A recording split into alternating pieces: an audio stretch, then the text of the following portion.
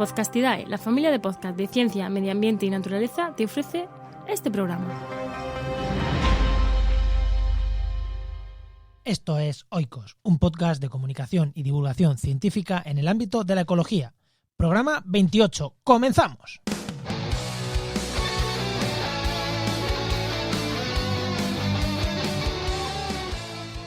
Hoy hablamos de murciélagos con Fulgencio Lisón y un pelín de coronavirus, pero mucho de murciélagos.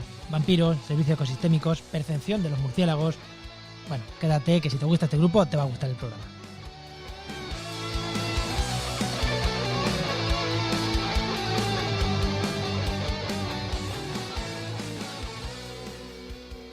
Bienvenidos, bienvenidas a otro programa más de Oikos. Soy Juan María Arena, soy doctor en ecología, comunicador científico y quien conduce este programa. Hoy vamos a hablar de murciélagos, ya la entrevista va a ir sobre murciélagos. ¿Por qué hablamos de murciélagos? ¿Por qué hay que cambiar la imagen que se tiene de estos? Bueno, aparte porque a mí me encantan los murciélagos, o sea, yo no tengo ninguna mala imagen, pero la imagen que se tiene de los murciélagos es muy mala y más ahora en tiempo de coronavirus, que parece que todos los males son debidos a ellos. Bueno, en mi programa diario, en mi podcast diario de un ecólogo, he hecho 2 programas específicos de murciélagos y en relación sobre todo a 2 artículos que han publicado los chicos de Comandanga, también de murciélagos, en los que ha participado Fulgencio Lisón, que es la persona a la que vamos a entrevistar luego, que me parecieron buenísimos. Y hice estos programas y además tuvieron muy buena acogida. Fueron programas que han gustado mucho, se han compartido mucho, así que dije, nada, hay que hablar con Fulgen y echar un rato de charla sobre murciélagos que a nosotros, pues bueno, a mí me encanta en este grupo, ya digo, y hablar sobre ecología, pues también. Entonces, nada, le propuse hacer esta charla. Justo estos días, justo después de hacer la charla, de hecho, en la charla no lo voy a anotar, no lo voy a decir porque es justo posterior, me comentaban en redes, me comentaba Stefan Nolte, que es un amigo, me comentaba por redes sociales que que se ha matado estos días a 300 murciélagos en Perú para que no contagien el coronavirus. Bueno, como vemos, y ahora en la entrevista vemos, esto es una soberana estupidez. No te contagia un murciélago el coronavirus, no. ¿Qué más? Bueno, sí, he hablado de coronavirus, de que estos días están muy mal los murciélagos por el coronavirus, pero no quería que esta entrevista sea solo de coronavirus. Así que ahora vais a ver, en los primeros 5 o 10 minutitos sí que hablamos de coronavirus, pero, de coronavirus en relación con los murciélagos, no de coronavirus en general. Pero a partir de ahí vamos a hablar de otros temas súper interesantes. Cómo ven los murciélagos diferentes culturas. ¿Qué servicios ecosistémicos nos pueden ofrecer? Incluso de murciélagos vampiros. ¿Qué hay de cierto? ¿Cuántos murciélagos hay vampiros? ¿Son muchos? ¿Son pocos? ¿Pueden chuparnos la sangre humana? ¿Nos dejan los típicos colmillos marcados?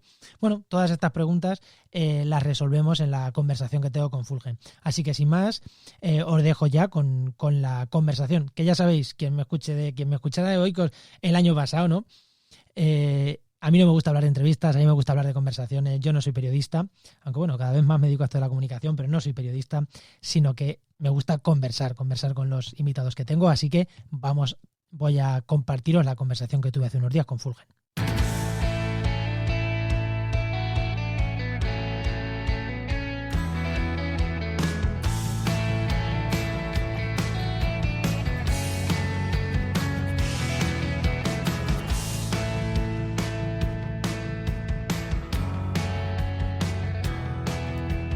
Bueno, ya vamos con la entrevista, que realmente es lo importante del programa. Y hoy tenemos aquí a Fulgencio Lisón, que es murciano, pero profesor de zoología de la Universidad de Concepción, en Chile. Buenas, Fulgencio, ¿qué tal? Buenas, ¿qué tal? ¿Cómo estamos? ¿Qué tal? Pues Fulgencio Fulgen ha hecho su tesis en conservación de murciélagos, hizo su tesis en conservación de murciélagos y actualmente está trabajando con murciélagos, ¿no? Tus líneas de investigación son con murciélagos, ¿no? En concreto, actualmente, ¿qué líneas de investigación con murciélagos estás llevando?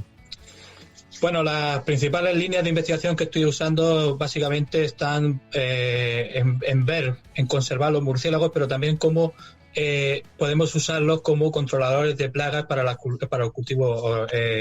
Principalmente pueden ser cultivo orgánico o agricultura ecológica, pero también se puede utilizar para cultivos tradicionales.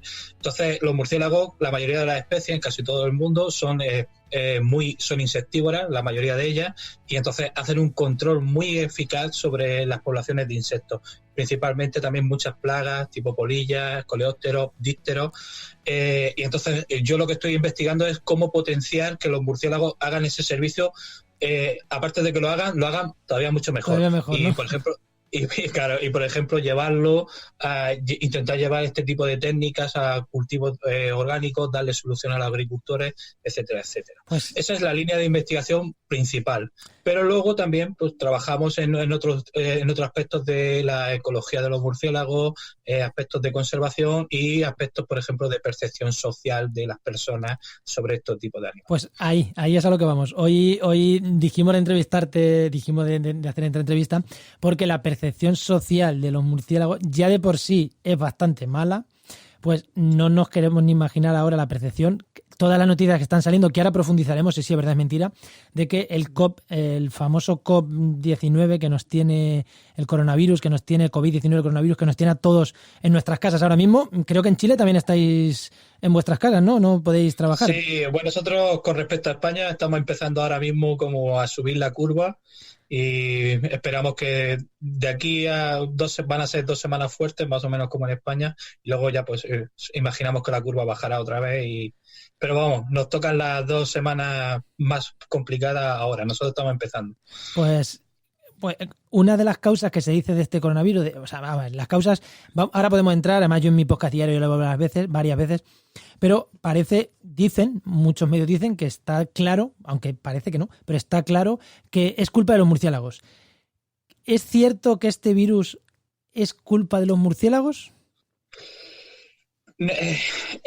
No está tan claro. Lo único que pasa es que, claro, evidentemente cuando tú cogen el virus, lo secuencian y dicen que se parece muchísimo en un 96% al coronavirus que aparece en uno de los murciélagos. Los murciélagos, evidentemente, como toda la fauna salvaje, tiene virus. Igual que los demás, los pájaros tienen virus, los zorros tienen virus, todo el mundo tiene virus, ¿no? Pero bueno, supuestamente este coronavirus se parece muchísimo en su secuencia genética, se parece muchísimo a la de un murciélago. Pero, sin embargo, los investigadores no están claros, no tienen muy claro si el COVID saltó de los murciélagos directamente al humano o lo que hizo fue saltar desde los murciélagos a un intermediario que no se conoce cuál es, algunos apuntan que es el pangolín, y del pangolín luego saltó al humano. Es decir,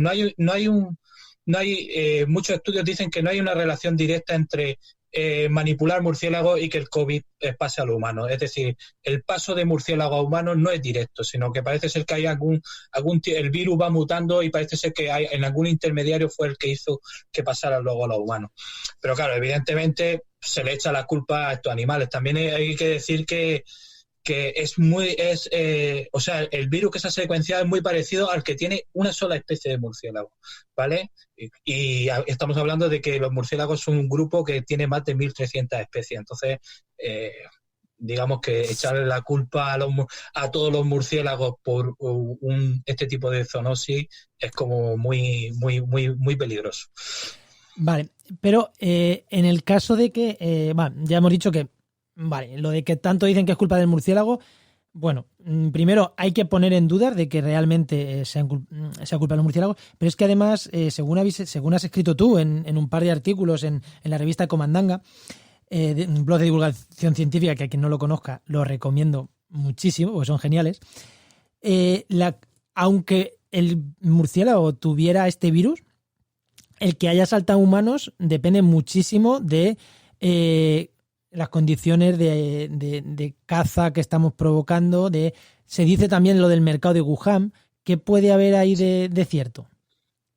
Es totalmente cierto. De hecho, lo que se ha pasado tanto con el SARS como el MERS, que todo esto parece que surge a partir de supuestamente de murciélagos de esa zona, es un proceso, es un salto de zoonosis debido prácticamente, principalmente a la deforestación. Es decir, no hay casos de que, por ejemplo, no hay casos de que murciélagos europeos pasen un subcoronavirus a los humanos.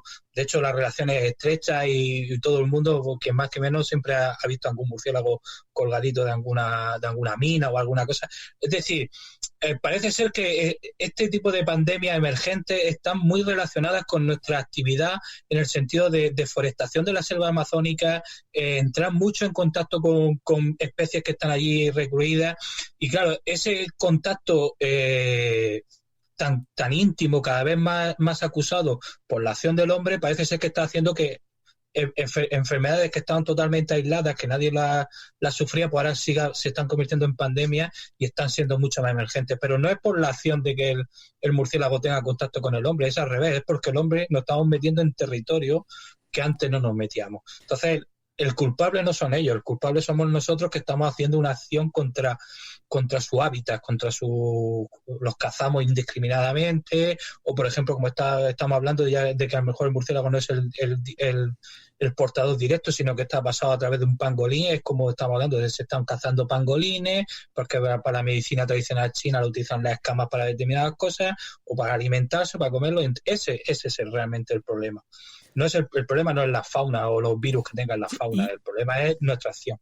Yo he visto, a ver qué opinas también, he visto que la culpa se la están echando desde algunos vegetarianos de estos que son, bueno, que a mí me llama la atención, alguna gente esta que es demasiado extremista, y que dice que la culpa es nuestra por comer murciélagos, que si no comiéramos animales no tendríamos este problema. ¿Qué puede haber de verdad en eso? Porque yo creo que la forma de contagiar, que un murciélago nos contagie enfermedades que nos puede contagiar, es por mordiscos, es por respirar en su mismo aire, pero no tanto por comérnoslos, ¿no? Que no es la única manera de que nos comamos un murciélago que la enfermedad haya saltado. Es que parece... Hace poco leí una noticia de Facebook de la culpa está de que no sé quién se comió una sopa de murciélago. ¿Y habéis visto seguro el típico plato con el murciélago ahí estirado? Que da asco. Yo no sé quién se puede comer eso. En este tipo de cosas siempre tenemos que tener en cuenta que es la acción humana y el contacto directo. A ver, los virus van mutando constantemente y en algún momento puede ser que en una de esas mutaciones, si tú estás en contacto directo, pues te pase al hombre, ¿no? Pero no es una cuestión de comer carne o no comerla, es simplemente contacto muy directo. Por ejemplo, es súper típico que, por ejemplo, la gente que trabaja mucho en granjas de pollo o en granjas de cerdo, cosas esas, al final algún virus que tiene o se puede producir una zoonosis desde los pollos, de los cerdos, al trabajador que está en contacto directo con él, ¿no? Y bueno, eso hay que ver cómo luego... Yo no soy epidemiólogo, entonces no te puedo decir mucho sobre este tema, pero no es culpable de comer carne o no comer carne. Esto es como si dijéramos una coincidencia de muchos factores muy raros que ha producido la emergencia de este virus y esta pandemia. Que tampoco es una cosa que se podía prever mucho. Bueno, y partiendo de que es cierto que hay muchos murciélagos, que tanto el SARS como el MERS, como otras enfermedades que ha habido también de virus, aunque no sean coronavirus, sí que están asociadas a que los murciélagos las han tenido. No vayan, eso tampoco hay que mentir. No. Son enfermedades que han saltado de murciélagos con otros operadores intermedios. Hay enfermedades que se sabe que han saltado al caballo y del caballo al humano, o al cerdo y del cerdo al humano. Se sabe. Claro, todas estas enfermedades siempre han sido en el sudeste, sudeste asiático, Oriente Medio, Australia. Los murciélagos europeos es que estamos más acostumbrados a vivir con ellos y por consiguiente ya nos han pasado sus enfermedades, o no pasa por casualidad, o ¿qué opinas tú ahí? Porque hay en ciertas zonas que no está pasando esto y que vivimos con murciélagos, porque es verdad que lo que tú has dicho, vivimos con murciélagos, vamos, en todas las ciudades, en todos los pueblos hay murciélagos y en muchas ciudades. Sí, eso sería un fenómeno también digno de estudio porque, ya te digo, murciélagos están en todos los continentes y estos cambios de esta zoonosis se están produciendo principalmente en lo que es la parte de China y el sureste asiático. No se está produciendo, o sea, no hay saltos de virus desde murciélagos norteamericanos o de murciélago europeo a humanos. Es decir, y la relación es estrecha. Entonces, bueno, pues no sé, puede ser que sea un fenómeno porque estamos entrando en sitios donde hay virus nuevos de los que no tenemos contacto desde hace, o sea, no hemos tenido contacto nunca, y a lo mejor estamos hablando de que el contacto con los murciélagos europeos, como es muy, muy estrecho, muy largo, pues ahí ha habido ya algún tipo de adaptación o coevolución entre los humanos sí, a lo mejor y por eso yo creo que el tema está en que nos estamos metiendo a sitios donde hay virus que nunca habíamos tenido contacto con ellos, y ahí es donde está el problema. Claro, porque los coronavirus, yo por lo que tengo entendido, muchas enfermedades, muchos constipados, eso es un virus, son producidos por coronavirus. O sea, que igual... Sí, sí. Oye, que había una palabra que hemos sacado varias veces, que ya has nombrado varias veces, que es la zoonosis. Vamos a describir un pelín qué es eso, porque a lo mejor, como yo siempre digo, a lo mejor mi amigo el informático no sabe lo que es zoonosis. Ya. Bueno, la zoonosis es simplemente cuando se habla de que una enfermedad que tiene que su hospedador es un animal de la fauna salvaje, salta y entra al circuito, digamos, a los humanos, o bien también pueden saltar a lo que se diría ganado o animales domésticos. Eso es básicamente la zoonosis. La zoonosis es un salto de supuestamente patógenos que están en la naturaleza y solo están en la naturaleza, pasan al circuito más relacionado con los humanos o con animales domésticos. Vale, y yo creo que tema coronavirus lo vamos a dejar ya aquí. Vamos a hablar de murciélagos que... Perfecto. que... Sí, porque si no, al final es un monotema. Sí, no, vamos a dejarlo aquí. Vamos a hablar otros 15, 20 minutitos. Vamos a hablar de murciélagos. Y has dicho, no sé si me lo has dicho en antena o me lo has dicho fuera. Fuera seguro. Que parte de las investigaciones que lleváis son de percepción social de los murciélagos. Sí. Bueno, en eso trabajamos porque, como tú bien dices, la percepción social normalmente que se tiene con los murciélagos es bastante negativa. Pero aquí hay que matizar dos cosas. Está como si dijéramos la visión occidental, la que nosotros tenemos, ¿vale? Y la visión oriental. ¿Vale? La visión occidental, que es lo que nosotros tenemos, que viene a través de nuestra cultura un poco judeocristiana, siempre se asocia a los murciélagos con cosas malignas, ¿no? Con el inframundo, porque claro, se conoce desde hace mucho tiempo, pero claro, siempre se han visto a los murciélagos pues como en cuevas, en cosas subterráneas, y entonces eso en nuestra imaginaria judeocristiana pasa a ser como relacionado con el maligno, ¿no? Uh-huh. Como las cosas negativas. Entonces, por ejemplo, los ángeles se representan con alas de ave. de pájaro o de aves, ¿no? De águila, y sin embargo, por ejemplo, a los demonios siempre se le asocia con alas de murciélago, ¿no? Entonces, eso es como nuestra visión, la visión oriental. Y esto, por ejemplo, esta visión occidental que nosotros tenemos, también ha pasado mucho porque a partir de que Bram Stoker hizo Drácula, en ese momento él asoció el mito del vampiro, lo asoció con lo de chupar sangre, que anteriormente no estaba, y lo fusionó en Drácula, ¿no? Como que se chupa la sangre, y entonces asoció como a los murciélagos en ese aspecto. De hecho, lo podemos ver incluso en Batman, ¿no? Que es el héroe por excelencia asociado a los murciélagos, siempre se ve como un personaje como muy oscuro, de la noche, atormentado, etcétera, etcétera. Lo de que los murciélagos, que has dicho aquí, asoció el mito de que los murciélagos comen sangre. Ahora podemos entrar en eso, porque es cierto que algunos murciélagos comen sangre, pero ahora entramos. Sí, pero ahora entraremos, ¿no? Ahora entramos, como yo te digo, esa es la visión que nosotros tenemos occidental, ¿no? Esa visión negativa. Sin embargo, por ejemplo, para los asiáticos, para la gente oriental, los murciélagos están muy relacionados con la buena fortuna. Es decir, es una visión totalmente diferente. Ellos, de hecho, en China hay un amuleto que se llama el amuleto de los 5 murciélagos, y es un amuleto de la buena suerte, ¿vale? De hecho, por ejemplo, la palabra china para decir felicidad, que es fu, es la misma palabra que utilizan para designar a los murciélagos. Es decir, en la visión oriental, los asiáticos, ellos asocian a los murciélagos siempre con cosas positivas, sabiduría, buena suerte, etcétera, etcétera. Entonces, ahí hay que jugar con las percepciones, porque ya vemos que la cultura de una persona influye mucho en la percepción que va a tener sobre un animal. Y, por ejemplo, nosotros trabajamos en ese aspecto. Como te he dicho, si quieres lo de Drácula, ¿no? Y la visión, es curiosísimo porque el grupo de los murciélagos es como el más... después de los roedores es el grupo de mamíferos que más especies tiene. Hay casi 1.300, casi estamos llegando ya a las 1.400 especies de murciélagos. Y de las 1.400 especies de murciélagos que hay en todo el mundo, 3 son hematófagas, es decir, se alimentan de sangre. Y de las 3 hematófagas que hay, solo una se alimenta de sangre de mamíferos. Las otras 2 se alimentan de sangre de aves. Es decir, por una especie que se alimenta de sangre, ¿vale? Que es el murciélago vampiro, ya todo el grupo está estigmatizado y todo el grupo está señalado Pero como además, negativo. Para quien no lo sepa y como curiosidad, las especies que se alimentan de sangre no clavan los colmillos como Drácula, al revés. Lo que van es raspando un poquito, ¿no? Si no estoy equivocado, vas raspando un poquito, meten además anestésicos para que no se te despierte la presa, claro, tienes que comer y que no se te despierte la presa de quien estás comiendo la sangre, porque claro, no. De hecho, también le mete antibióticos para que no se infecten las heridas. O sea que comen nuestra sangre, entre comillas, o de mamíferos. Digo nuestra porque se ha dado caso de que pueden también sobre humanos comer sangre humana. Es súper raro porque es muy raro, pero sí que muchas veces, claro, este tipo de... Los murciélagos vampiros son muy estudiados porque, claro, tienen un problema y es que no pueden pasar más de 48, debido a su alimentación, no pueden pasar más de 48 horas sin alimentarse, sin comer sangre. Es decir, la sangre es muy nutritiva, pero evidentemente no deja mucha grasita ni... Es decir, no te da aporte calórico. Entonces, por ejemplo, estos murciélagos incluso se ha visto que si pasan más de 48 horas sin alimentarse de sangre, pues mueren.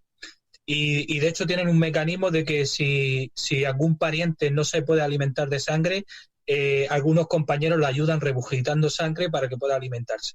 Se ha visto ese comportamiento social. Entonces, ¿qué pasa? Que si están muy... Claro, evidentemente, si tienen mucha hambre, se desesperan y en algún momento han atacado a un humano. Pero normalmente se alimentan de ganado o de fauna salvaje. Por ejemplo, aquí en Chile se alimentan muchísimo de lobos marinos.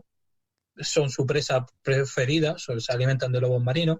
Y como tú bien dices, son alucinantes porque ellos no clavan colmillos, sino lo que hacen es como una especie, tienen unos incisivos muy afilados, lo que hacen es como una especie de cortecito y de ahí brota la sangre y la lamen directamente. Y son súper... de hecho, se está estudiando mucho los murciélagos vampiros porque ellos tienen un anticoagulante buenísimo que ahora se está utilizando, por ejemplo, para que los humanos que tienen trombosis, que tienen algún trombo, que tienen algún efecto de esto, se utiliza ese anticoagulante para deshacer los trombos y, por ejemplo, se está utilizando en biomedicina. Es decir, no hay que demonizar a un animal del que realmente podríamos aprender muchísimo y utilizarlo a nuestro beneficio. Entonces, hemos dicho que vampiros hay realmente tres, dos de aves, uno de mamíferos, y son si no me equivoco, de Sudamérica todos, ¿no? Sí, todos viven en la parte de Sudamérica. No hay murciélagos vampiros ni en Europa, ni en el norte de Norteamérica, ni en África, ni en Asia. Es decir, las tres especies son exclusivas de Sudamérica.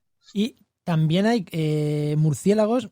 Has dicho tú al principio del programa, mucho insectívoro, pero también hay frugívoros. De hecho, hay murciélagos que sirven para dispersar semillas.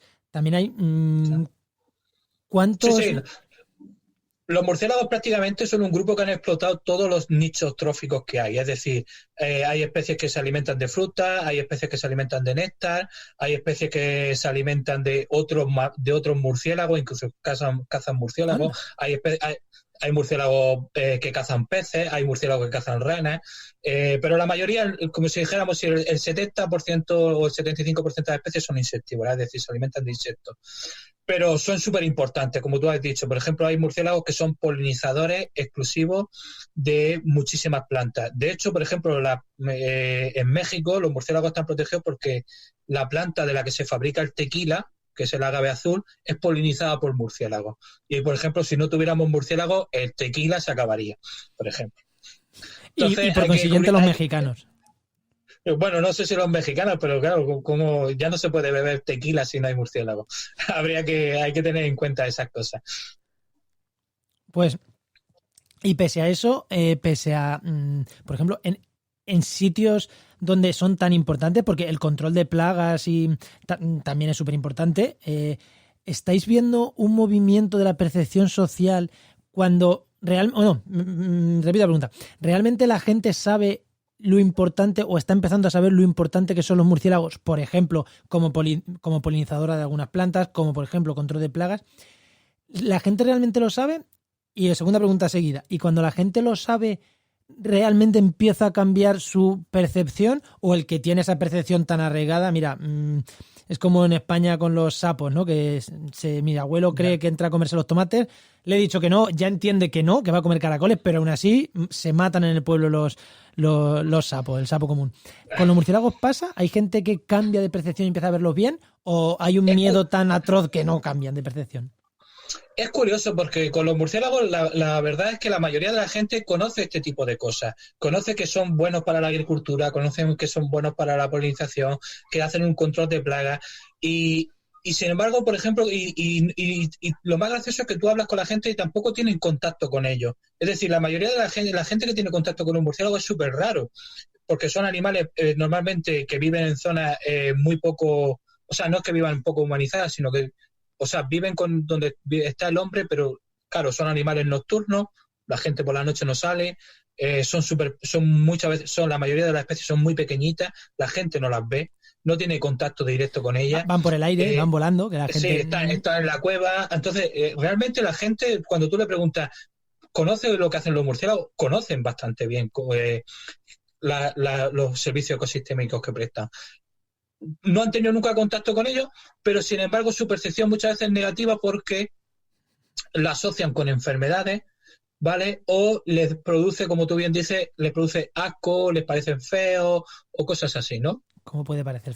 A mí me encantan, que son adorables. Ya, sí, pero la percepción normalmente es que son animales feos, ¿no? O les produce algún tipo de repulso, ¿no? Pero no tienen nunca han tenido contacto con ellos. Entonces, claro, nosotros pensamos que el problema está en que se le da muy mala prensa, es decir, en el sentido de que cuando un murciélago pues que tiene algo pues, con lo que está pasando ahora mismo, ¿no? Con el coronavirus o con algún otro tipo de virus, se le asocia automáticamente con la enfermedad y dan mucho bombo en los medios de comunicación, pero sin embargo luego las bondades de los animales las bondades que lo que aportan no se da tanto bombo. Entonces nosotros trabajamos en ese aspecto de cómo crear herramientas para que la gente los perciba de una forma positiva y valore realmente para lo que sirven este tipo de animales. Igual que cualquier otra fauna, es decir, evitar la demonización de los murciélagos. Es súper interesante. Por último, para ir acabando, ¿cómo está la situación de los murciélagos ahora mismo? Porque yo las últimas informaciones que tenía, hace 10 o 15 años estuve echando una mano en un proyecto de murciélagos allí en Albacete, de muestreo de murciélagos, y la persona que estaba muestreando me decía, es que, claro, hay menos insectos, sobre todo en las ciudades, mucho más insecticidas, dice, hay muchas poblaciones que se están viendo afectadas, muchos árboles antiguos, que es donde muchas especies anidan, se están viendo fastidiadas. Esto hablo de España, porque yo la realidad que yo tenía, o que yo tengo. Ya. A nivel mundial, o focalizado también en España, ¿cómo están ahora mismo los murciélagos? ¿Están en declive? ¿Van para arriba? ¿Van jodidos todos? ¿Cada especie es un mundo? Bueno, ya te digo que como hay como 1.400 especies, entonces evidentemente cada una tiene su realidad. Sí, pero alguna tendencia así general. Las líneas generales son declinación, es decir, y de hecho casi todas las especies de murciélagos básicamente tienen algún tipo de figura de protección. De hecho, por ejemplo, si vamos a hablar solo de España, que seguramente la gente lo entienda mejor. En España todas las especies de murciélagos están protegidas, todas, absolutamente todas. De España y no de España, programa, no lo digo porque viendo las escuchas del programa, muchas de Sudamérica, podemos hablar de Sudamérica porque muchas de mis escuchas son de allí. Pero vamos a ver, básicamente las tendencias mundiales son prácticamente iguales. La tendencia es siempre a declinar. Es decir, las poblaciones están bajando o se están viendo amenazadas. De hecho, ya como digo, los murciélagos están protegidos tanto por legislación internacional, nacional, incluso locales, ¿no? Depende del sitio y de la especie, ¿no? Pero claro, hay especies que se mantienen más o menos como lo que se llama preocupación menor, se mantienen como mucho más estables o menos alteradas, y hay otras que se están viendo muy perjudicadas, por ejemplo. Y todos estos problemas básicamente es porque a los murciélagos le fastidiamos por tres puntos. Lo primero son los refugios. Los murciélagos son animales incapaces de construir sus propios refugios, quitando alguna especie que es capaz de morder alguna hojita y hacer como una especie, en la selva, hacer como una especie de chabolo, ¿no? O de tienda de campaña. La mayoría de las especies necesitan un refugio. Es decir, necesitan un refugio que alguien ha construido o que se encuentra en la naturaleza. Estoy hablando de que, por ejemplo, de colgarse de una simple rama o, por ejemplo, utilizar los nidos abandonados de epícidos, de pájaros carpinteros, o bien utilizar las cuevas, ¿vale? Pero curiosamente, ese tipo de refugio muchas veces los humanos los proveemos, lo hacemos nosotros mismos. Es decir, en ese sentido, por ejemplo, los humanos hacen minas y la mina es como una cueva que pueden aprovechar los murciélagos. Uno de los muestreos que estaba diciendo ahora mismo fueron en unas cuevas, en unas minas en Albacete. Fuimos a posta a unas minas, claro, a muestrear. Claro, entonces el hombre directamente proporciona esos refugios muchas veces. Incluso, por ejemplo, cuando construimos casas, muchas veces el tejado o, por ejemplo, la parte baja, si hacemos un sótano, ese tipo de refugios son muy propicios para los murciélagos cuando ellos lo encuentran. ¿Vale? Entonces, el principal problema es que en muchos sitios estamos destruyendo sus refugios, ¿vale? O lo estamos molestando. En segundo lugar, evidentemente estamos alterando su hábitat de caza, los hábitats donde ellos se alimentan normalmente. Y el tercer punto por el que están declinando, evidentemente, es por el tema de la crisis de insectos que estamos teniendo. Como he dicho, casi todas las especies, el 70 o 75% de las especies son insectívoras y evidentemente nosotros al utilizar pesticidas en masa, etcétera, etcétera, estamos declinando las poblaciones de insectos y eso está afectando evidentemente a los murciélagos, que son como la parte top de la cadena trófica dentro de su mundo, ¿no? O sea que... Y eso es lo que está perjudicando. Así, pero en líneas generales, a nivel mundial, los murciélagos están declinando y por eso hay que protegerlos.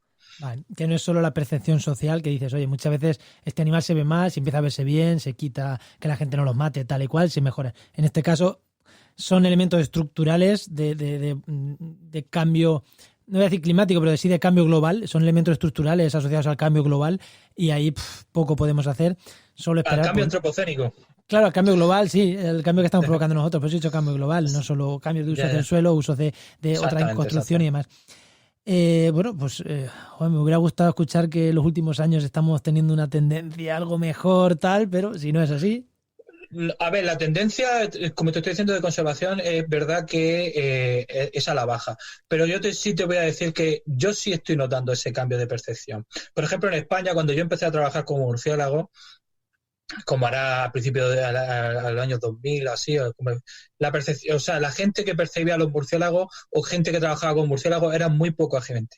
Y sin embargo, por ejemplo, cada vez se está fomentando mucho más, hay mucho más interés científico por los murciélagos, hay gente que ya en sus prácticas de agricultura orgánica o de agricultura ecológica está empleando a los murciélagos como controladores de plagas. Ese cambio sí se está produciendo, lo que pasa es que es un cambio que se está produciendo muy poco a poco, pero la percepción siempre cada vez más positiva, cada vez la gente, cuanto más información hay de los murciélagos, de sus beneficios, la percepción de la gente es positiva. Lo que pasa es que, claro, luego viene algún tipo de noticia así mala como la que está pasando ahora y se hunde y hay que volver a recuperarla.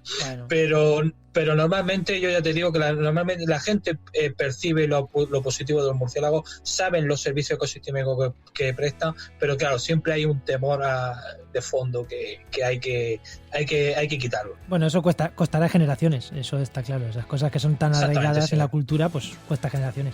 Pues yo creo que lo vamos a dejar aquí. Me ha resultado súper interesante la entrevista. Supongo que aquí hay material para cuando alguien hable más de los murciélagos, pues mira, aquí hay material para decir no son tan malos. Ya. No, muchas gracias a ti, Juan María, un placer. Por el trabajo que estás haciendo. Y nada, y por dar visibilidad a este grupo que normalmente nadie quiere darle mucha visibilidad, pues para que lo vean. A mí es que me encantan, entonces no tengo ningún problema. Pues un placer y nos escuchamos en otra. Hasta luego. Ya, muchas gracias. Hasta luego.